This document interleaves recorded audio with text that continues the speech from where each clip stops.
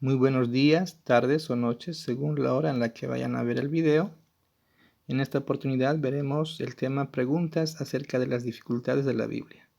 Este tema nace en el afán de los escépticos por desacreditar la Escritura.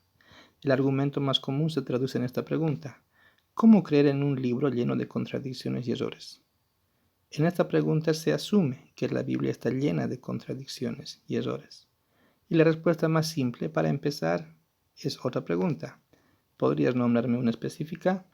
Dado que lo normal es que una persona que hace esta pregunta no va acompañada de un profundo estudio para poder defender su posición. Pero sí existen personas que se han preocupado por tratar de encontrar pasajes contradictorios o llenos de errores. En ese caso, existen directrices que podemos seguir para buscar la respuesta más coherente, que normalmente ha de estar apoyando a la veracidad y autenticidad de la Biblia. En ese sentido, veremos algunas directrices para tratar con pasajes difíciles, 4 para ser específicos, y luego estaremos dando también 4 ejemplos de cómo podemos dar respuesta a ciertos pasajes difíciles en la Escritura. Recordemos que el peso de la prueba reside en los que critican. ¿Qué quiere decir? Quienes deben probar que la Biblia está equivocada no son quienes la defendemos, sino las personas que atacan o que van en contra de su autenticidad o veracidad. Pues bien, la primera directriz es la siguiente: cerciorarse de lo que afirma el texto bíblico. Porque puede ser que el problema se encuentre en la traducción al lenguaje del lector. La inerrancia se garantiza según la fidelidad con los escritos originales. Recordemos que lo que tenemos en nuestras manos es una traducción. Sí, es una traducción, y esto lleva a las dificultades lingüísticas y semánticas que implican la traducción a nuestro lenguaje.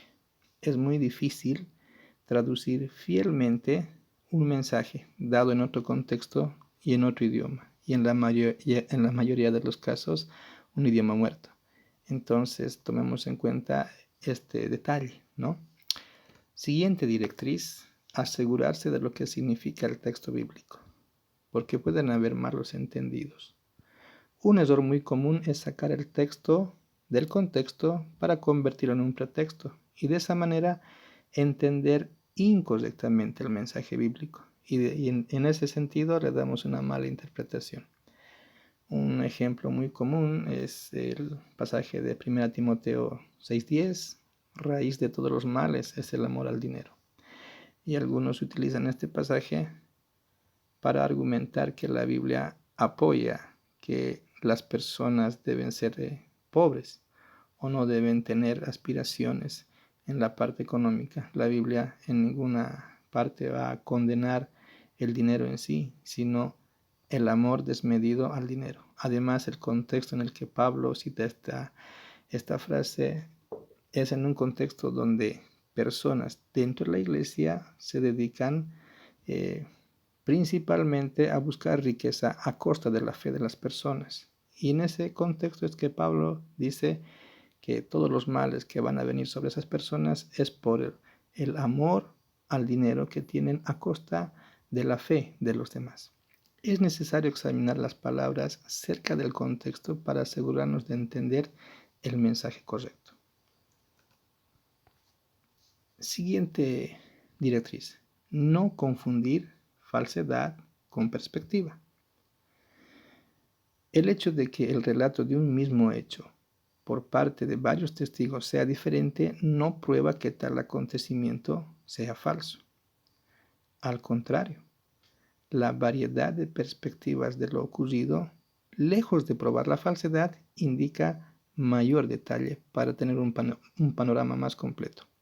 Por ejemplo, si colocamos a varias personas alrededor de una vasija o un jarrón o cualquier objeto y le pedimos que cada uno dibuje lo que está viendo, obviamente los dibujos no van a ser iguales. Lejos de ser iguales, cada dibujo ha de estar añadiendo un detalle que va a enriquecer y va a mostrar realmente lo que ellos trataron de dibujar. En ese sentido, Puede ser que hayan versiones diferentes de un mismo evento en la Biblia, pero eso no significa contradicción, todo lo contrario, es complementación. Un buen ejemplo son los evangelios, ¿no? Relatan la vida de Jesús.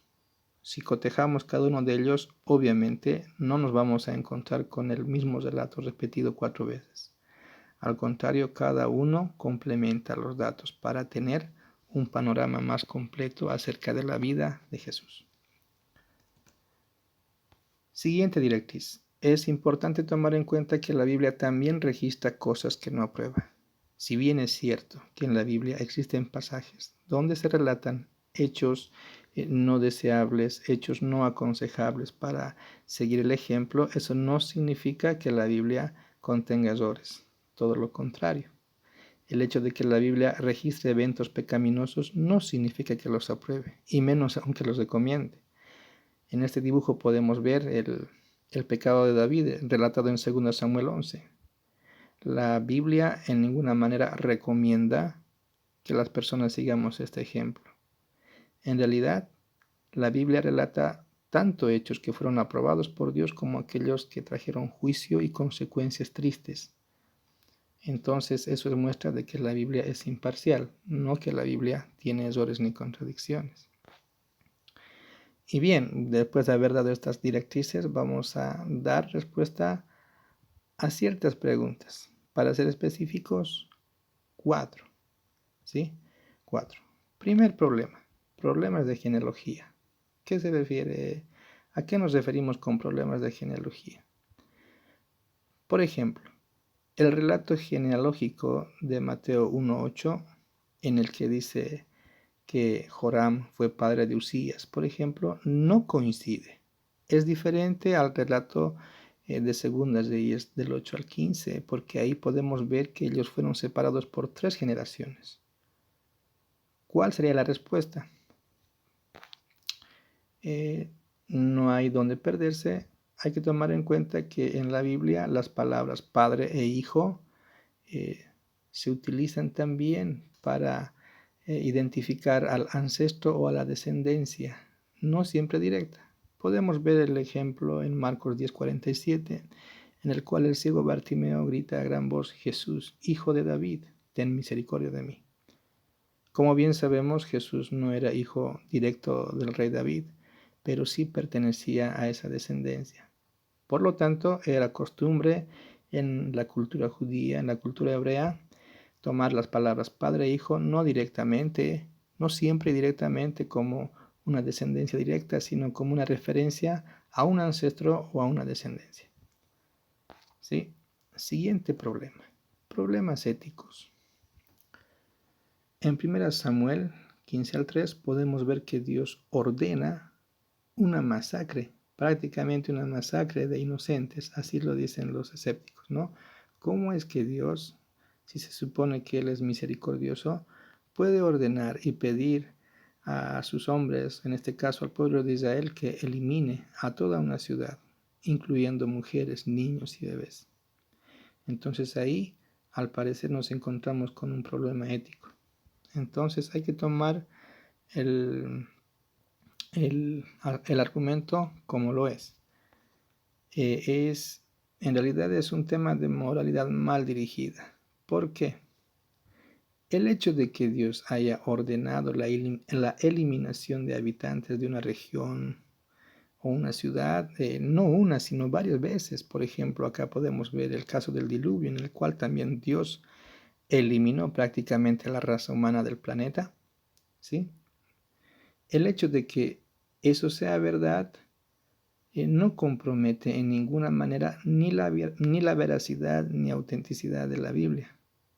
Más bien, esto sería como un desafío de comparar a Dios en base a nuestra moralidad. La Biblia es muy clara: Dios es el creador de la vida, Dios es el dueño de la vida. No fue la única vez en 1 Samuel que Dios ordena eliminar una sociedad corrompida y llena de pecado, ¿sí? Además, Él es el dador de la vida y bueno, puede darla y quitarla. No es ningún misterio que Dios siempre ha juzgado el pecado con la muerte. Lo hizo y lo seguirá haciendo. Entonces lo que vemos en la Biblia simplemente es un ejemplo de lo que es el justo juicio de Dios. Siguiente problema, un problema histórico. Algunos argumentan que estudios arqueológicos no coinciden con las dataciones de los relatos bíblicos, como por ejemplo el Éxodo. Se dice, según investigaciones arqueológicas realizadas en el siglo pasado, que el Éxodo data más o menos por los años 1290 a.C., pero si nos apoyamos en el relato bíblico, la data aproximada es de 1445 a.C., más de siglo y medio de diferencia. ¿Cómo podríamos conciliar este asunto? Pues bien, basta con saber, considerar que la arqueología es una ciencia no exacta. Al principio, normalmente ha de estar con varios errores, y esos errores se van a ir acomodando y ajustando a la realidad a medida que las investigaciones avanzan. Normalmente los datos que han contradicho a la Biblia en el pasado, al continuar con las exploraciones arqueológicas, han terminado dando la razón al relato bíblico. Y no hay motivo para creer que seguirá siendo así en el futuro. Entonces, la Biblia es un documento histórico bastante bien apoyado y probado. Entonces, cualquier investigación arqueológica que difiera en gran manera de la Biblia es porque normalmente es una investigación no concluida. Porque hasta ahora los hallazgos arqueológicos recientes han cambiado su data y la información, y siempre en favor de lo que dice el texto bíblico. Y para terminar, y no menos importante, tocar un tema científico. Hay un pasaje muy curioso en la Biblia, relatado en Josué, capítulo 10, del 12 al 14, donde prácticamente Josué ordena al sol y a la luna que se detengan, y la Biblia dice que el sol se detuvo y no se apresuró incluso otro día más hasta que Israel pudo derrotar a su enemigo. Aquí la pregunta es, ¿cómo es posible que no se haya desatado un caos cuando la Tierra se detuvo en su rotación? ¿Cómo podríamos conciliar esto?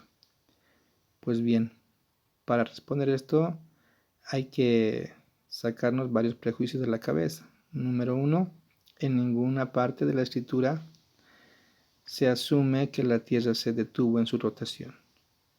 Simplemente podemos ver un hecho sobrenatural en el cual Dios obra en favor de su pueblo para alargar el día hasta que se cumpla su propósito. Ahora, aquí nos encontramos con un evento sobrenatural de parte de un Dios creador, dueño del universo, quien fue capaz de extender la luz del día durante otra jornada más, y seguramente también con el poder para poder sobrellevar todos los detalles que esto implica.